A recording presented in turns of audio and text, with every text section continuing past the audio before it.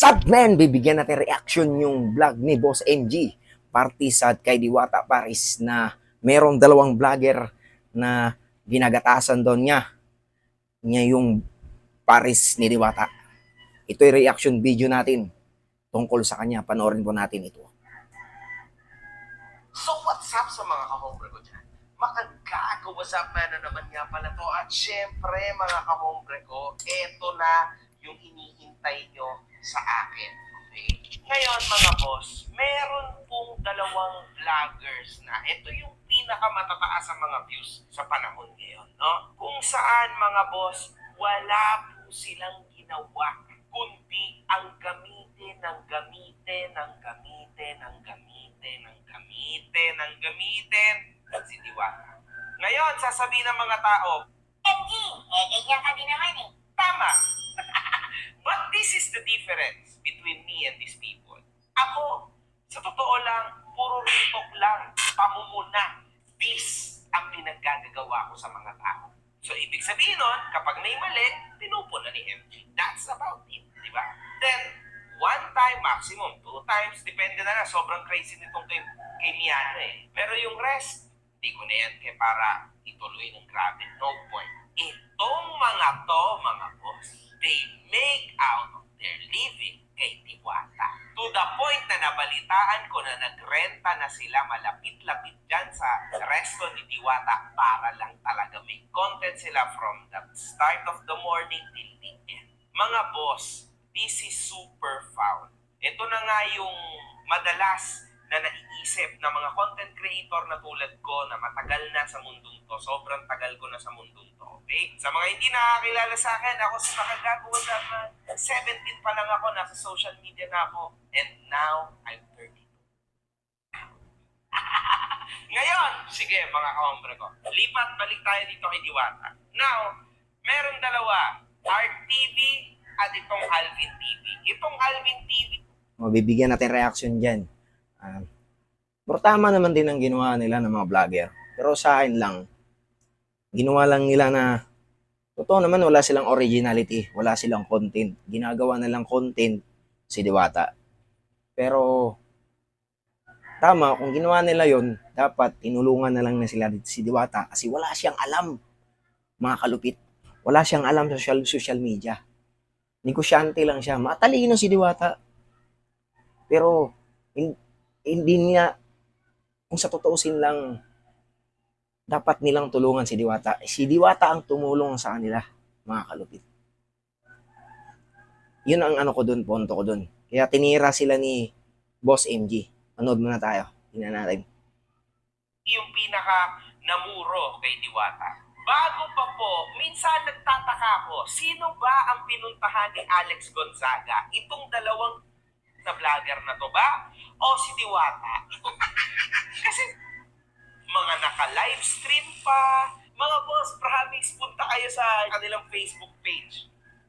Mga kahombre ko, from the beginning till the end. So literal mga boss, Alex Gonzaga, kung ikaw ay nanonood dito, may mutual friends tayo. I think napapanood mo ako. Kung ito ay napapanood mo ngayon, huwag mo nang i-upload yung vlog mo kasi everybody knows already kung ano ang content mo. Bumaba ka, gusto mo kamong kumita, so extra kita dahil summer, sabi mo, so nagtrabaho ka. So nagtrabaho ka bilang kay Diwata. And then after nun, tinry mo din yung chicken, tinry mo yung pagkain, ikaw yung nagprito ng chicken. See, alam ko na. Hindi mo pa na-upload, alam ko na, Alex. Tapos alam din namin na nagbigay ka ng 50,000, tapos inilibre mo lahat ng tao. So, Alex G. Yan. Nagbigay pala si Alex Gonzaga ng 50,000, mga kalupit. Parang TF yun na binayaran ni Alex Gonzaga si Diwata para mag-content. Yun mga kalupit. Yun ang paliwanag dun eh. Kung ikaw, kung ako, kung isang vlogger, dapat binabayaran niya ng mga malalaking kumpanya para i-promote yung isang bagay. Ganun yun mga kalupit. Itong nangyari dito, ewan ko, content ba to for the views? Pero kapwa vlogger, dapat magtutulungan. Pero bigyan natin ng reaction to. Dapat, ang ginawa ng mga vlogger na yun, si Alvin TV, kilala ko yan, nakikita ko yan dyan kasi nakapunta na ako dyan. Dapat tulungan nila si Diwata na maggawa ng page. May page yan siya nakikita ko. Tulungan nila. Dalawa sila na vlogger din, pinakamasikat. Sikat silang vlogger. Na magawa ng page, mag-edit, kundi mag-hire si Diwata ng mga kalupit. Ito lang ang masaklap. Paglaos na si Diwata, nga mga kalupit. Panoorin na natin, subaybayan natin yung video ni Boss MG. Damn, wala ka ng content. So, naintindihan nyo, mga kahombre ko? Ayan yung masaklap na part, di ba? Pero in this case kasi, huwag yung content yung, sige na, mali din yung content, definitely. Kaso ito yun meron tayong problema sa part na to. Kasi, si Diwata po ay hindi pa ganun kayaman. Kaya nga siya, imagine niyo parang si Alex Gonzaga ay nagbayad para gamitin si Diwata. Di ba? Nagbayad siya ng 50K. Yun. Kung matalino kayo, abot nyo yun. Naintindihan nyo yung point na yun. Now, kaso, ito ang problema, mga boss. Itong Alvin, itong Art, nakita nyo ba to na nagbigay ng something kay Diwata? At meron pang isang na sumagot sa akin at ito yung Alvin TV. Ito yung mas maraming views kaysa dun sa RTV. Tingnan nyo ang Facebook na puro Diwata. Promise, man. Promise. Super promise. Kaya, salamat ka, hombre. Pero lahat yan pinaghihirapan din namin. Gusto din namin sumikat katulad mo. Pinaghihirapan namin ang ano, Alvin? May content ka ba? Wala. Isa lang pinaghihirapan mo yung init. That's it. Mag-cut ng video. That's it. Minsan pa, pagka may super duper crazy na content, talagang inilalay mo ito, photo mo talaga. Tulad niyan, sabi ng itong RTV, may binidyo siya na meron daw sponsorship na bago. Si Diwata, hindi ko na sasabihin kung anong sponsorship to. At sabi nung pinaka-head, nung sponsor na yon, sikreto daw yon. Surprise kay Diwata. Ayun. Sabi nung art, Oo, sakto, nasa taping si Diwata. ayun. Nasa taping si Diwata. Tapos yun napanood na ni Diwata yung upload mo. So wala nang surprise. Kasi bago pa man din bumalik si Diwata dun sa kanyang store, nasa taping pa siya, ini-upload na po ng hinayupak na to. Gets nyo ba yung point? Mas nauuna pa silang mag-upload ng kaganapan kaysa sa mismong Diwata na may-ari ng lahat ng yan. Grabe mga boss. Si Diwata po ay dying cow. Namamatay na po siyang baka ng content. Alam niyo yun? Eto legit Ang sagot ko dito, gusto niya daw na sumikat tulad ko. Alvin TV, gusto mo sumikat tulad ko? Dalawa ang kailangan mo para sumikat ng tulad ko. Utak at saka yung tinatawag na tapang. Yung tapang kasi hindi yung tapang-tapangan lang, totoong tapang. Okay? At syempre, originality. Sino ba ang original na content creator sa buong Pilipinas? Vlogger, content creator na gumawa ng content na to. Sino ba? Kayo na sumagot. Ngayon, mga kahombre ko, eto yan. Uulitin ko sa inyo Step by step ulit tayo. Alvin, hindi ka sisikat. Hindi kayo sisikat kung ang inihintay nyo, sige, nakamit nyo. Followers, napakarami yung followers, napakaraming nanonood sa video nyo. Kasi basta Diwata content, mga boss, for sure, million views, no problem. Diba? Easy. Totoo naman talaga. Tama ang sinabi ni Boss Angie. Hindi sila sisikat. Kasi ang nakikita sa page nila, hindi yung mukha nila. Si Diwata. Yun talaga mga kalupit. May tama sinabi ni Boss MG dun. Yun ang realidad. Sa Pilipino kasi, kung sino yung nasa ibabaw, kung sino yung sikat, yun ang meron silang natutunan dun Tama yung sinabi ni Boss MG. Pagdating ng araw, malalao si Diwata, iiwan din siya ng mga vlogger. Kasi wala nang silang kikitain dun. For the views, kumbaga. Yun, mga kalupit. Yun ang natin, masasadyi sa sinasabi ni Boss MG. Lalo pa kung sisiraan nyo pa si Diwata, mas lalong matindi ang view. So, kapag yung, tawag dito, yung honest review sa food nila, ni Diwata, sobrang lakas lalo. Now, Alvin, ito ang masasabi ko sa iyo. Hindi tatagal ang kasikatan ni Diwata. Gusto mong sumikat tulad ko, kaso wala kang totoong diskarte.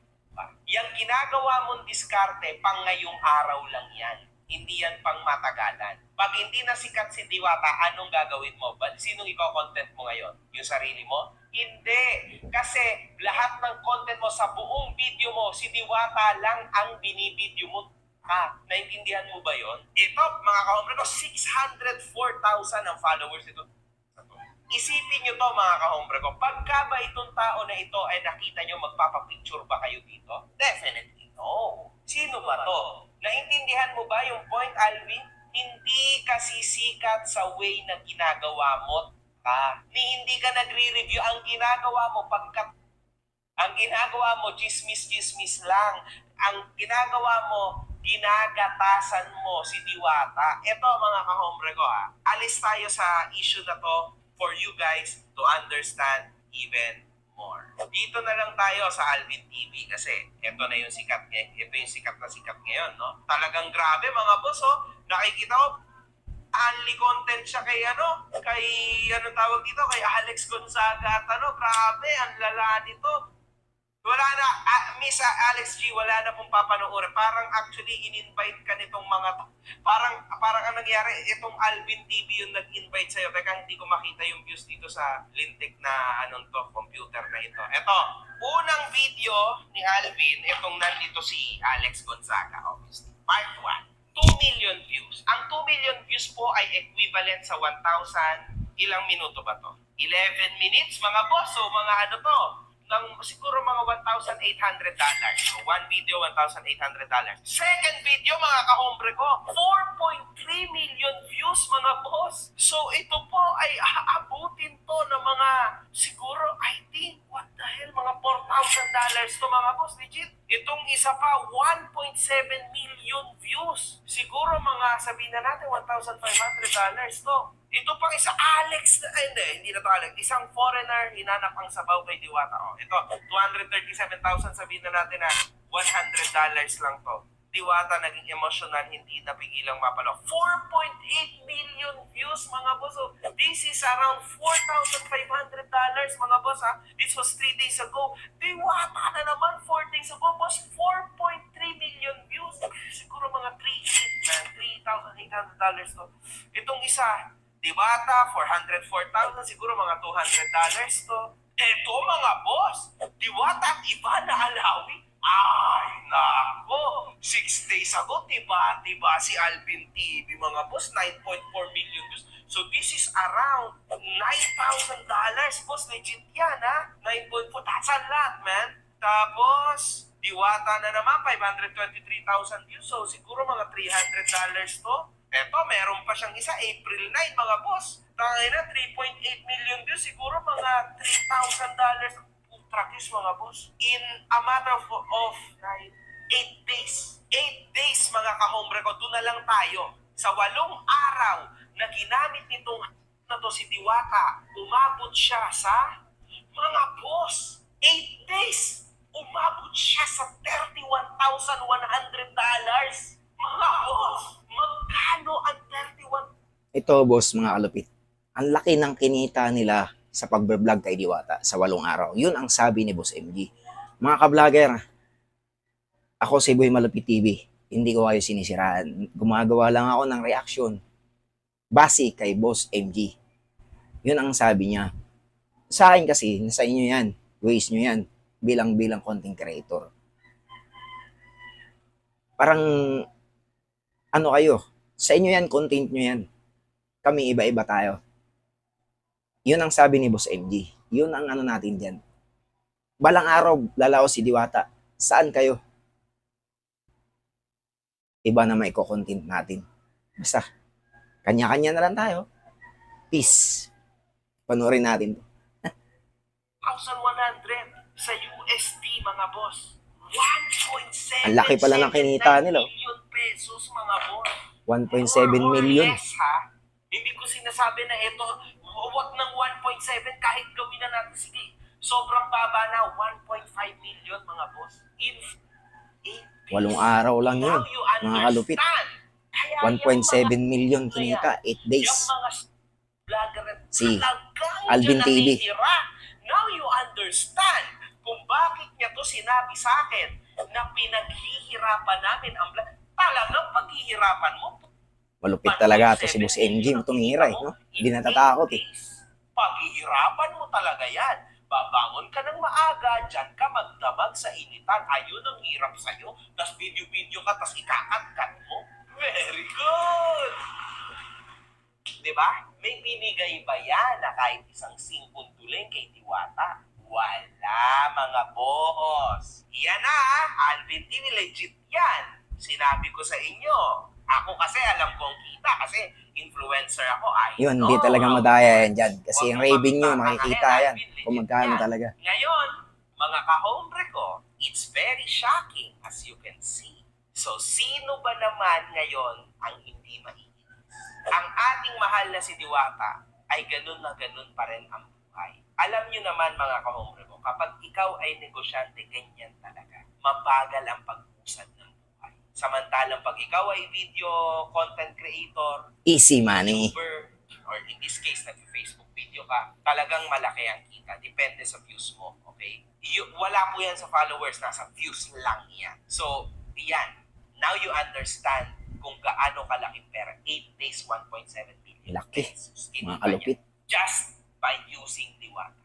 It's sad na kahit isang iPhone 15 Pro Max, hindi mo man lang maregaluhan si Diwata. Now, ito ang masasabi ko sa iyo, Diwata. Kung ako sa iyo, gumawa ka na ng social media team mo. Huwag mong pabayaan yung page mo habang sikat ka pa, Diwata. Kasi ang kasikatan, hindi yan habang. Kaya ako, yumaman ako ng ganito because of this. Kasi tulad yan, hindi na ako ganyan kasi katulad dati, Diwata. Ganyan din ako kasikat dati, Diwata. Same tayo. Kaso hindi na ako ganyan kasikat ngayon. Pero look where I am now. Very far. Hindi nyo naman ako makikita sa tabi-tabi, di ba? That's what I mean. Hindi tulad dati nung nagsisimula ako na kung saan-saan nyo lang ako makikita. Not anymore now. Yan ang sinasabi ko sa iyo, di ba? Because hindi mo deserve ito. And ito yung problema sa mga tao na biglang sumisikat. Because hindi nyo alam na gagamit na pala kayo. Hindi nyo alam na tatanga na pala kayo. Hindi nyo alam na marami palang pera dito. Diwata, paano na lang kung sa'yo pala napunta lahat ng views ng yan? Eh di sana, super millionaire ka na. Hindi umabot ng 2 buwan. Para ka na si Rosmar. Rosmar is very intelligent, mga kaumbrong. Hindi siya nagpagamit. Siya talaga ang kumita ng matindi. Para nakita niyo siya ngayon. Where the fuck she is now? Ganyan ka dapat, Diwata. And si Rosmar ginawa yan sa 1 taon. Ikaw kaya mong gawin yan. Kaso tingnan mo ang ginagawa mo. Sinasayang mo yung chance opportunities mo. So gumawa ka ng social media team mo para meron nag-aasikaso sa Facebook page mo. Tama yun, Kasi mga as of kalupit. now, parang 200,000 lang followers mo. Wala ka pang YouTube channel. Sa YouTube din, ginagamit ka rin ng mga tao. Putang ina, Diwata, monetize yourself. Yan ang gusto ko sabihin sa'yo. Man, kung ma-monetize Real mo, talk kung yan, talagang si Boss magkatasan MG. mo sarili mo, tulad ng ginagawa ng mga putang inan to, example lang to, Diwata, 8 days, man, mas malaki pa ang kinita sa'yo ng mga hayop na to. 8 fucking days, mas malaki pa kinita nito, na walang kahirap-hirap, binidyohan ka lang, Diwata, ginamit ka lang. I hope you understand kung saan ako papunta. Use your damn head and use yourself sa sarili mo. Don't let others use you. Yun lang, Diwata. Use your head. Legit. O mga kalupit, dito na tayo. What's up, men? Follow and share.